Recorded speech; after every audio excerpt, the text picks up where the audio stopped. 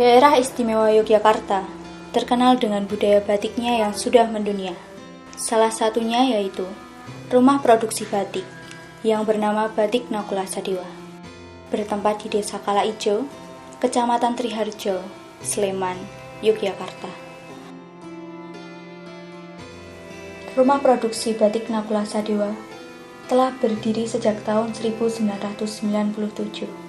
Tempat ini memiliki keunggulan tersendiri dalam pembuatan produksi batiknya daripada produksi batik yang lain.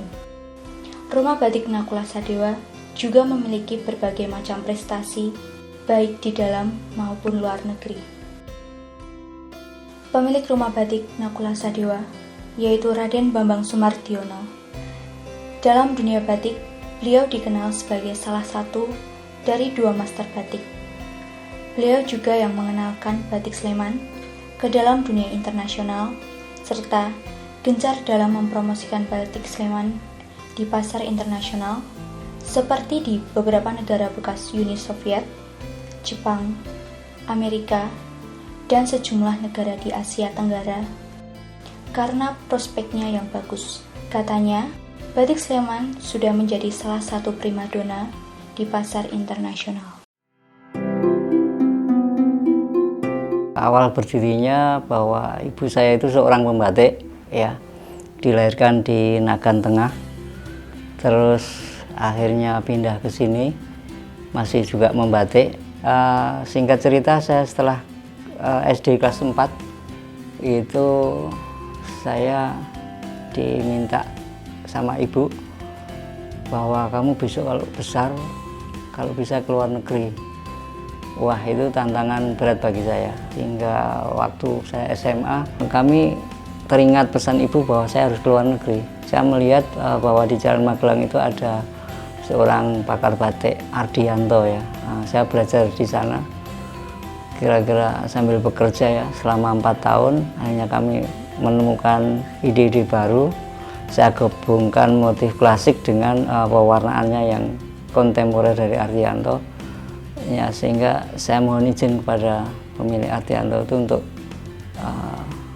berusaha untuk membuat batik sendiri. Ya, itu ceritanya kita berdiri.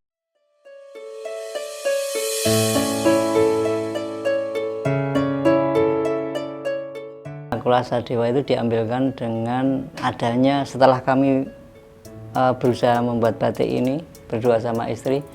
Akhirnya kami dikaruniai anak 2, kembar. Makanya dengan adanya anak kembar itu usaha kami beri nama Nakula Sadewa. Batik Sleman sendiri merupakan batik modern. Motif batik Sleman pada saat ini bernama Parijoto Sleman.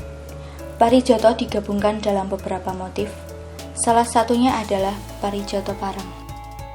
Batik Sleman memiliki beberapa motif batik, antara lain motif batik Parijoto, motif batik Salak, motif batik Parijoto Parang, motif batik gajah kombinasi Parang, motif batik Parijoto Salak, dan motif batik Parijoto Salak Parang.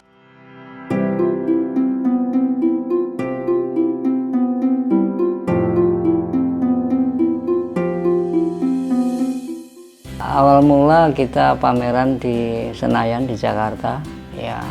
Habis itu pameran di Jakarta, terus kami diminta oleh Angkasa Pura itu untuk promosi pertama kali di Jeddah. Bahkan di Rusia, kami sendiri mewakili Sleman untuk workshop dan pameran di Rusia. Kami diberi kesempatan dari kepala museumnya Rusia di Latvia sana untuk menaruh lukisan batik saya. Di Jepang juga kita memberikan lukisan terbesar, ya, besarnya 6 meter kali 3 meter gitu. Di Rusia kami juga memberikan lukisan tadi, dan itu pun ada tanda terimanya dari Rusia. Seperti ini tanda terima ini, ya. Ini lukisan saya di depannya ada tanda terimanya. Setelah kami berkeliling, ya, mungkin kami pameran di Rusia sehingga mungkin kedutaan yang lain melihat bahwa oh dengan batik kita bisa mempromosikan Indonesia, sehingga kami diundang dengan kedutaan yang lain seperti di Yaman, seperti di Brasil, seperti di Suriname.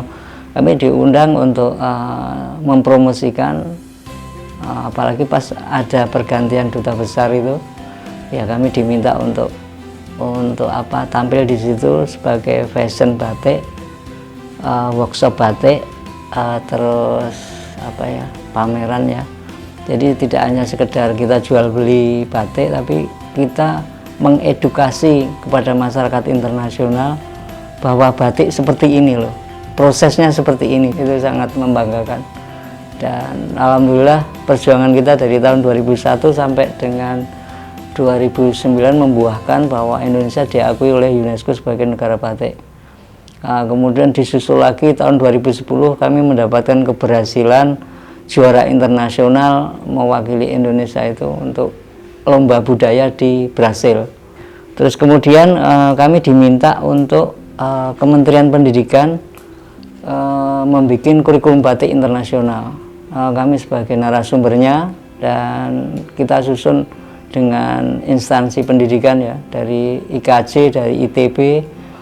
Berikut lagi ya, kami juga diberikan sama Kementerian Pendidikan sebagai master penguji batik ya. Ya, itu alhamdulillah sampai saat ini kami masih pertahankan untuk masalah batik. Ya, jadi singkat cerita, untuk secara internasional kita sudah mengupayakan dari beberapa negara itu untuk mengedukasi proses batik seperti ini, sehingga tambah kalau orang itu kenal mesti akan sayang, tapi kalau orang nggak kenal tidak akan sayang. Jadi kalau lihat itu, wah ini batik bagus, berapa harganya? 20 juta. Nggak tahu dia prosesnya kayak apa. Setelah dia tahu proses, dia akan menghargai lebih dari 20 juta.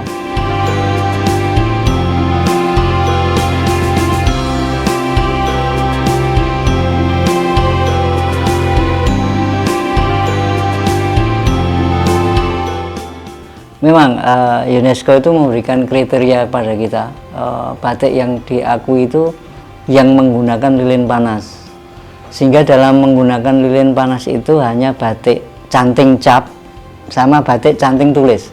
Ada dua kriteria. Perbedaannya, kalau canting tulis itu pertama kain didesain dulu, baru nanti kita canting. Proses berikutnya sama dengan batik cap. Nah, kalau batik cap, kain kita cap dengan canting cap tanpa desain, sehingga produknya akan lebih cepat dan orang akan lebih banyak memakai. Tapi kalau batik tulis ya sesuai keinginan desain aja. Oh, saya ingin gambarnya gambar kupu misalnya. Ya, kalau cap belum tentu kita harus bikin capnya dulu. Kalau itu desain langsung kita gambar kupu. Ya, kita gambar apa. Jadi di batik tulis itu leluasa desain sangat banyak sekali.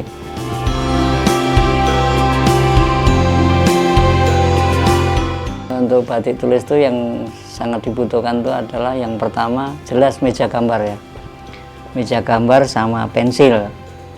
Yang kedua canting tulis ya. Canting itu ada 3 macam. Canting yang inti ada 3 macam, yaitu satu canting cecek itu untuk titik ya, canting kelowong itu untuk menggaris, canting tembok untuk mengeblok ya. Ada 3 macam.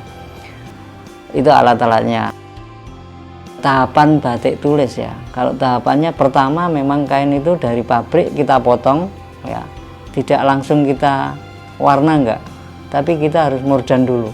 Setelah kita godok, kita bersih, kita cuci bersih, baru kita setrika, kita desain gambar. Kita udah desain gambar, kita kasihkan di meja gambar, baru kainnya ditaruh di atas, kita desain. Namanya japlak ya, jiplak itu. Kita menjiplak gambar tadi. Setelah kita jiplak, baru kita canting awal. Canting awal tuh canting kelowong sama isennya dalamnya. Habis itu prosesnya bisa panjang, Pak.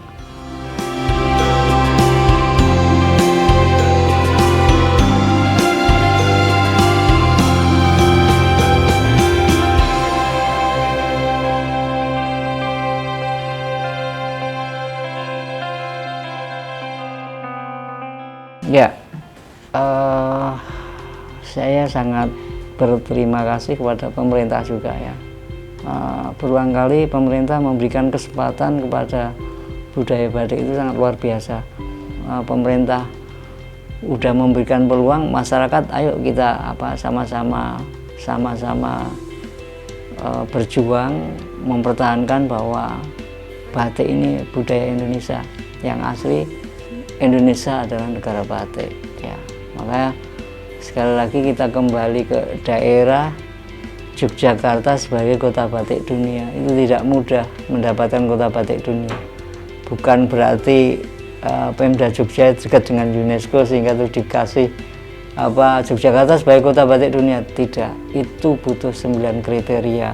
Sehingga dengan kami mohonkan generasi penerus itu untuk bukan istilahnya memviralkan, tidak ya, tapi bagaimana kita mengedukasi ke masyarakat. Batik itu tidak mahal, batik itu ada yang paling murah, di bawah printing pun ada. Tergantung bahannya yang bagaimana, prosesnya yang bagaimana. Nah, dengan ada tingkatan itu, saya yakin batik ada di masyarakat nantinya. Dan saya yakin bahwa batik tetap membudaya sampai kapanpun.